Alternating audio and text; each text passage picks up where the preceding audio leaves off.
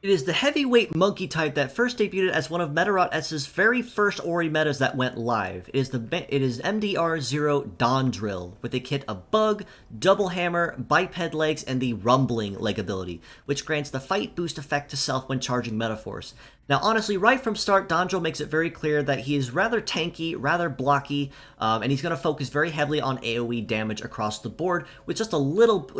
a hint of interruption to spice things up just a little. Bug is an ailment-based skill that more or less is one of the three forms essentially of turn skipping, where it will force the opponent to skip their turn when they finish the line and essentially waste the entirety of that turn, being incapable of doing anything. And then Hammer, of course, is a standard and a conventional melee skill that is a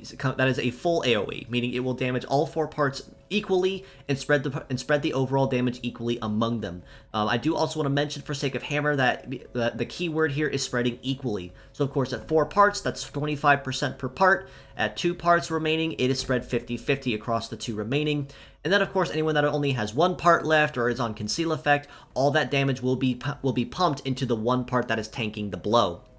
Now, of course, with that being said, that does honestly hurt Dondrill's overall viability on the field just a little bit, given the fact that he is not going to be very consistent on the field with his form of damage. However, he does compensate for it just a little bit better than most others, given the fact that his leg ability of Rumbling means that his hammers will be hitting just a little bit harder than normal once he does get that fight boost effect up and running. And also taking into account that both of his arms are also heavy, means that they do also have a slightly higher base damage than a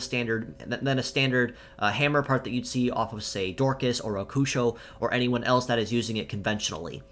For these reasons, as a pure set score, I do have to rate Dondrill pretty solid 5 out of 10. I'd say roughly and arguably pretty middle-of-the-road kind of bot here. Not particularly bad, not super great either, because he is a full AoE type of fighter, meaning that his overall viability won't be super heavy on the field, especially given that he's not necessarily going to be the fastest either, meaning he's essentially going to be a revenge fighter at best if you do choose to use him. However, if you use him as mixed parts, I do have to rate him just a hair higher at a 5.5 out of 10. Given the fact that Bug, even though his head part is very big, very clunky, it does mean it is still viable all the same for its ability as a turn-skipping part and an ailment. And then, of course, in the rare sense where you have to use a hammer or an AoE skill, like I mentioned, given the fact that Dondrills are both heavy parts, as long as you're able to factor it into your build, you are still able to rely on some relatively consistently high base damage,